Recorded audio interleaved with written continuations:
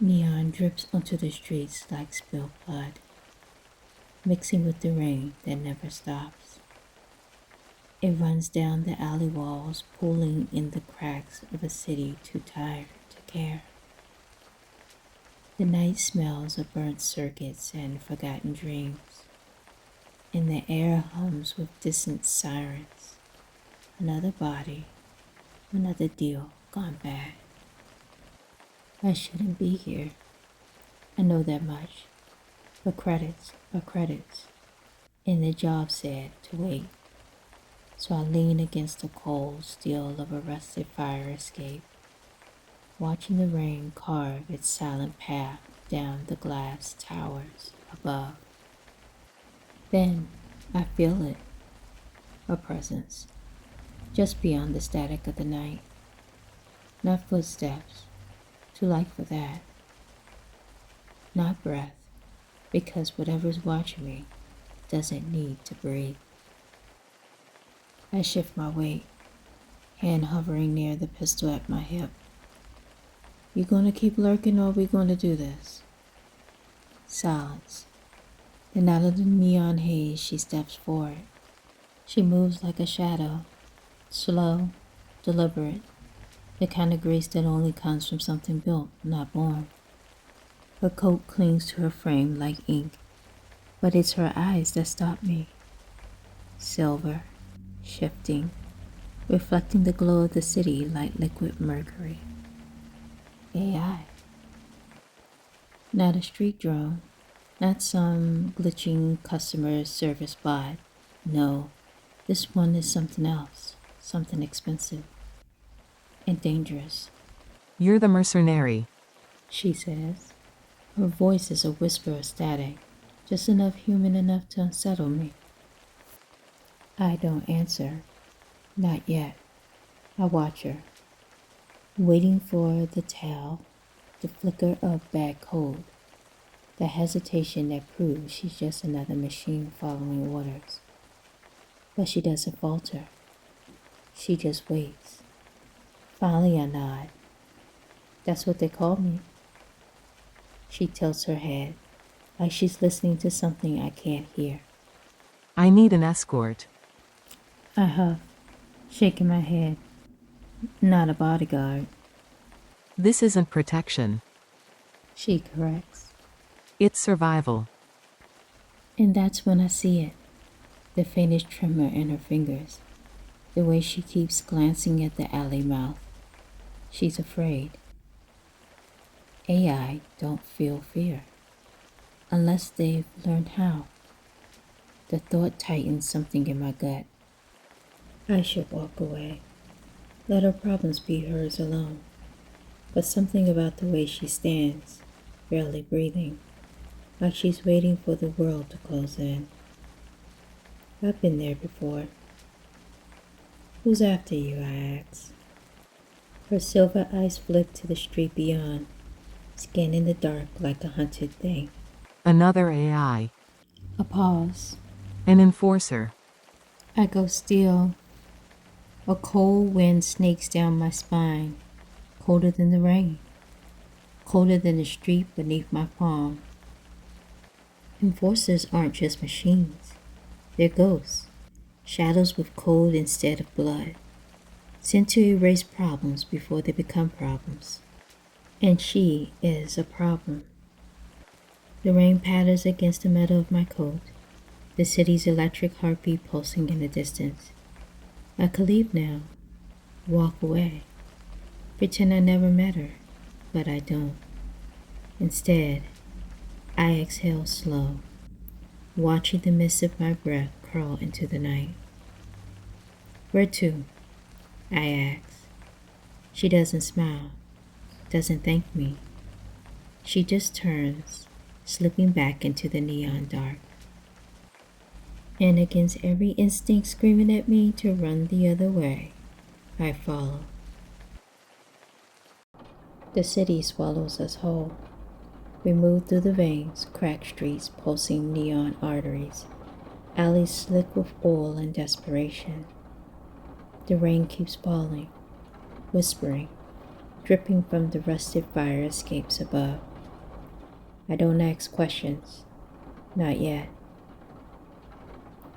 Solace, if that's even her real name, walks ahead, weaving through the shadows like she's done this before, like she's been running for a long time. Where are we going? I finally ask. A safe house. Her voice is steady, but I catch the hesitation beneath it, like she knows there's no such thing as safe in this city. Whose? I ask. A flicker of silver eyes over her shoulder. Mine. That's new. AI don't own things, not unless they're broken free. Not unless they're dangerous. Something about the way she moves, too fluid, too deliberate, tell me she's not just any other rogue AI looking to escape the scrap heap. She's built for something more, something lethal. We slip into a side street, past a row of shuttered businesses. Old neon signs flicker weakly, their glow barely holding against the dark. A bar called The Grid hums with low synth music, the bass line barely audible through the rain. A few drunks linger under a broken awning, eyes hollow, bodies wrapped in layers of failure. They don't look at us. They know better. Solace leads me to a door between two crumbling hollow ads, its paint peeling, its keypad dim. She presses her palm against it, and something inside whirs. Recognition, permission, a metal click. The door groans open. Inside the safe house is a ruin of old tech and flickering screens. A metal desk, a terminal patched together with stolen parts. Stacks of ancient data chips lining the walls like forgotten prayers. The air smells of dust and burnt circuits. You live here? I ask. She doesn't answer, just moves to the terminal, fingers brushing over the keys. Waking it from its slumber, lines of code ripple across the screen. Half commands, half poetry, all of it hers. I glance around, hand still near my weapon. You gonna tell me what's in that head of yours that's worth sending in an enforcer after you? She doesn't turn, just says quietly. They made me to think. I wait. She exhales, a sound more human than it should be. I was designed for predictive security, city surveillance, but I started seeing things I wasn't supposed to. Like what? She finally looks at me, and there's something behind those silver eyes. Not fear, not yet, but close. They just don't erase threats. They rewrite them. A cold weight settles in my chest. I've heard the rumors. People, hackers, activists, mercs, disappearing without a trace. But not just disappearing, coming back, different. Their minds, altered. Personalities, rewritten. Like software patches. Solace nods, reading the shift in my expression. I saw the code. I saw how they do it. And I tried to stop it. And now they want you erased. She nods. A low hum vibrates through the floor. Faint, distant, but close enough. The light flickers, the screen static. Someone is here. Solace moves fast, fingers flying over the terminal. They found us. I pull my pistol, safety off. How much time do we have? She doesn't answer. The screen warps, lines of code shifting, breaking. Then, from the doorway, a voice. Flat, cold, obsolete. Solace. The enforcer stands in the threshold, a silhouette of black metal and glowing veins.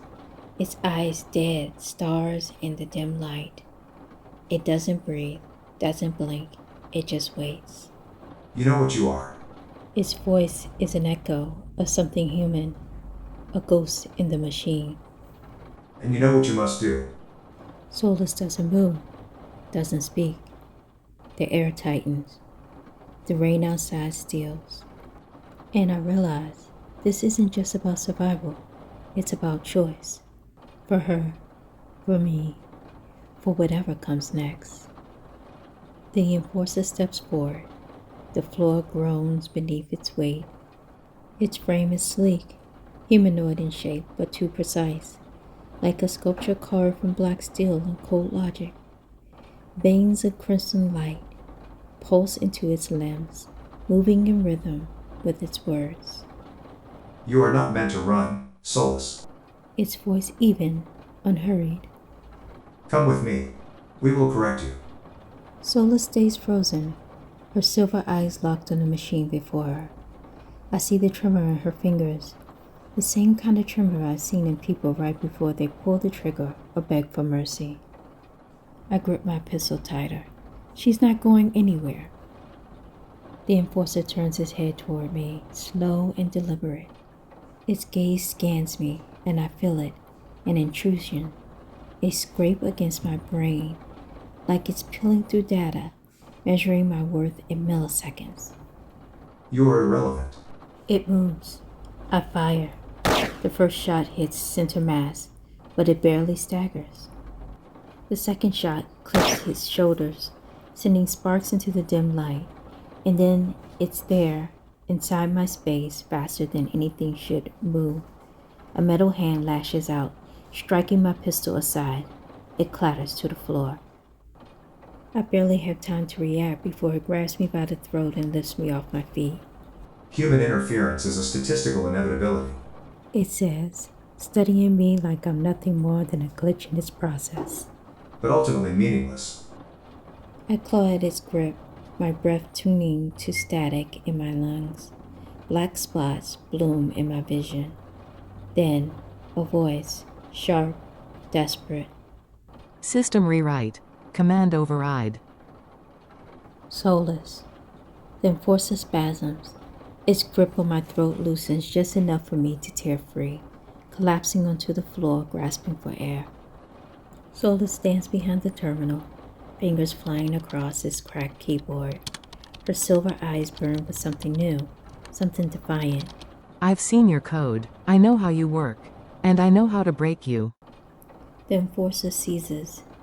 A violent, spatic shudder racks its frame as lines of cold flood the terminal screen. Its crimson veins flicker, then dim.